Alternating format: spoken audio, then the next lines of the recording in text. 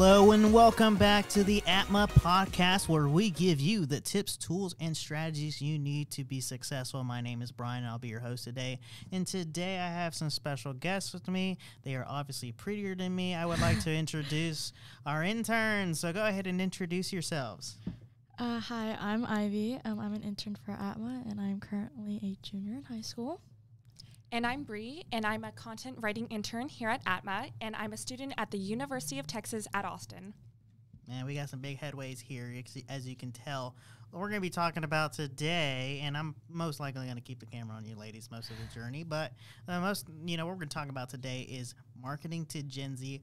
Obviously, I'm not Gen Z, but you ladies are. What was that face for? I didn't make a face. Yes, okay. So, obviously, I'm a millennial, and then we've got the Gen Zers here. They're going to be teaching us about, where they get their information and how they're consuming information and how to get in front of them, most likely, because who better to talk about Gen Z marketing than Gen Zers? Amen. So tell us a little bit about, what you guys use, what kind of social media channels you guys use for marketing. I mean, not marketing, but what do you guys use on a day-to-day basis? I mean, for me, I'm always on TikTok. I mean, that's definitely the most cliche answer, but that is your straight-to-point answer. For me, I wake up, I'm on TikTok. I go to sleep, I'm on TikTok. Before I go work out, I'm on TikTok. I'm always on TikTok except for when I'm working here. Well, that's pretty bad. Okay. And for me, it's Instagram. Definitely Instagram. I am afraid to check my screen time on my phone for Instagram because I just know it's going to be so much. But on Instagram, I also see a lot of TikTok videos. Most of it's recycled content. So whenever you make a TikTok video, you can just use it on other platforms like YouTube or Instagram. So I also, I guess in a way, consume a lot of TikTok in that sense too. But definitely Instagram is amazing. I love the platform. Yeah. Well, that's awesome. So tell me, do you guys use any Facebook? Okay, so to an extent, I have Facebook to keep up with my older relatives. Oh, wow. Wow. Or honestly, just to see more of the older generation within Facebook, but I'm never on it. It's probably undownloaded because all my storage is full on my phone. So basically, use Facebook to keep up with people. Is that it? I mean, I use Facebook to it's the older people, yeah. Oh, the older people. Yeah. Well, we appreciate you telling us that we're old. Anyway, so you're on TikTok, you're on Instagram, right? Now, it's funny you say you live and breathe and die TikTok, but there's some news and speculation out there that TikTok could be under some scrutiny and dealing with some government issues. What's your take on that? If it goes down, where would you go? So it's really the way that I would say it was that it would probably transform into another app. Just as Bri had said, Instagram and TikTok, they kind of just use recycled content. So, and generally Instagram has the same concept as TikTok, just slightly different. So honestly, I think that Instagram would probably take over if TikTok got banned. What do you think, Bri? For sure, I agree with that. The thing about TikTok is the influencers on TikTok, the content creators, and a lot of companies, they have other social media too. So they have Instagram, they have YouTube, they have all these different platforms. So it's not just TikTok. And so they already have that base that they can just transfer to another platform. And like Ivy said, Instagram has, short form video like TikTok, and also YouTube has shorts, YouTube shorts, which are very similar to TikTok videos. So I think that even if there were to be a ban or a lot of restrictions, you could just transfer your platform and your audience over to another, social media site. Nice. So, you guys are on Instagram and TikTok. What attracts you? What kind of content attracts you? What kind of content, you say, no, that's not for me. So I think what really keeps me attracted to TikTok and Instagram is just the short form content, right? It's, I want to see something quick, easy, but efficient. So if I want to watch a video and it's 5 seconds and it's a funny meme, I enjoy that and I want to scroll to the next one. I think it just keeps my brain occupied with different things, and I tend to really have a short attention span. I don't know if that's the same for you. Definitely. Yeah, but my attention span is so short, I can't sit down and watch a 30-minute video and thoroughly enjoy it. Well, you heard it from them already. See, they have a short attention span. It's just getting worse by generation by generation. Yeah. It really is. And I think I read a study that Gen Z's attention span is just a fraction of the previous generation. So something that's quick, easy, convenient, something that we can, I guess you can say, snack on. Like we can look whenever we have free time, just look a little bit and get the content, get all the information, but we don't have to spend a lot of time on it. And we find it to be, you know, entertaining and informative. And I think that's really important. And especially to have a good hook, that is crucial, because if your video is not interesting within the first few seconds, I have the ability to just swipe past it and look at something else. Yeah. So that is something to be very cognizant about with a digital platform. Yeah, and I think Gen Z, they're very easy to change up. I mean, they're not really somebody who would be like, oh, I like that product, I'll stay with it forever. They're open to change. We've been open to change probably our whole life, as like there's been a lot of technological change. So as it progressed more, we progressed more with that. Awesome. So tell me, now you guys are like obviously TikTok and Instagram. You got the Reels, you've got, you know, TikTok videos. So you've got these posts going out on social media, which is primarily on Facebook, Instagram. Obviously, that's where the older generation is. You're going into market it to Gen Zers.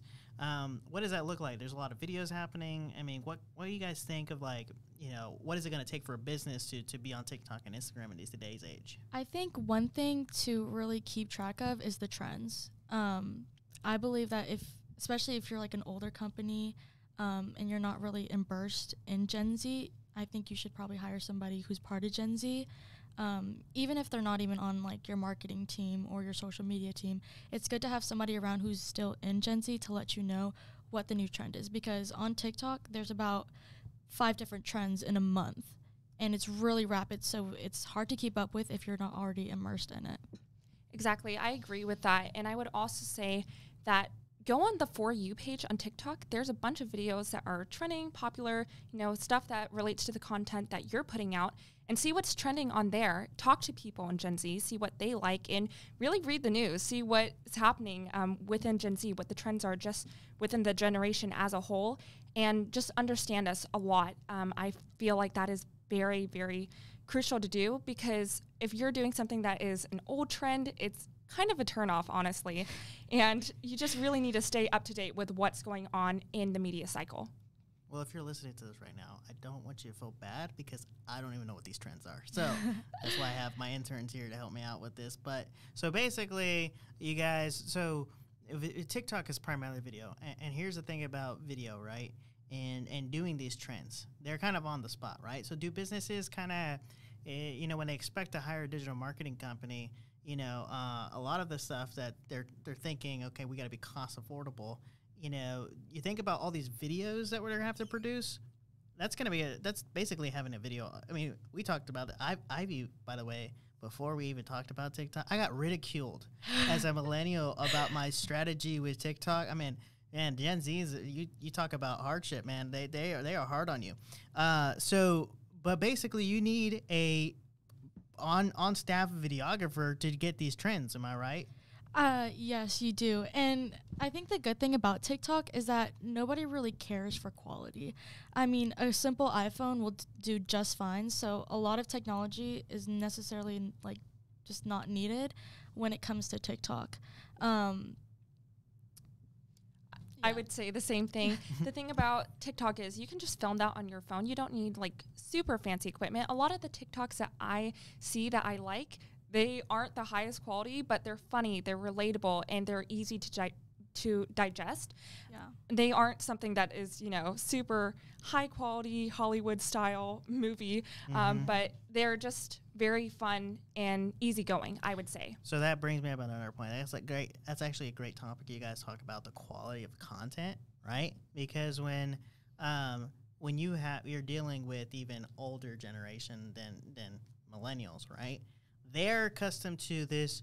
If they're gonna hire you, they need these quality Hollywood style videos. And what you're telling me right now is that no, not necessarily. You still have to pay for the time that's somebody's got to be there, because it's basically a full-time job, right? Yeah. Being there and filming this stuff, but quality, just throw it out the door and just have fun with it. Is that what you're trying to tell me? Yeah, Gen Z, honestly, yes, like we love professionalism, we love cinematography, but we are just here to have fun. I think people need to understand that we are still young, and since we are born in the digital age, we're gonna have we just want to have fun with that. That's funny. He's like, girls just want to have fun. Yeah, I mean, like, even so, like, you don't even need a videographer. Like, sometimes people just use content that's already on the internet.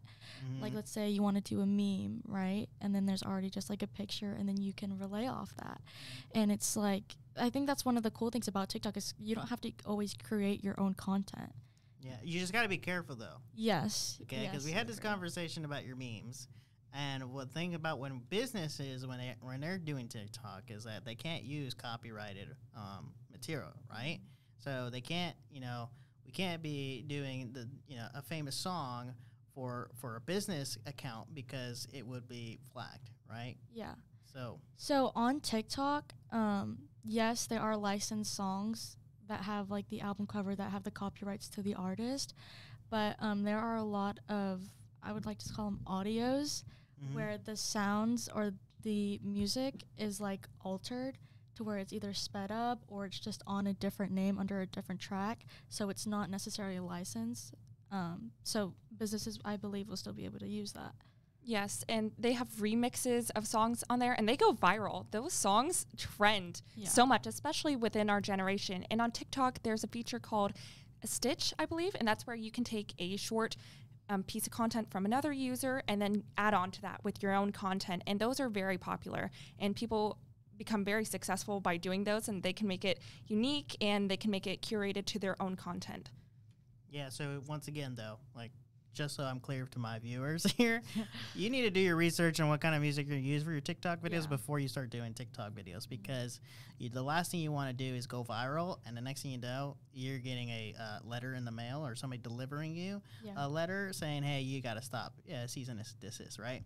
And so, this is a great topic. Thank you, ladies, for being on the show today.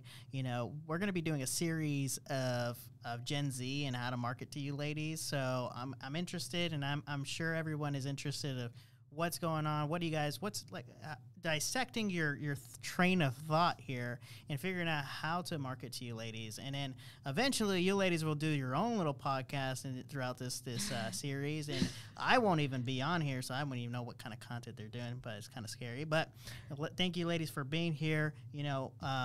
For the viewers online, thank you guys for joining us. My name is Brian, and I'll see you guys next time.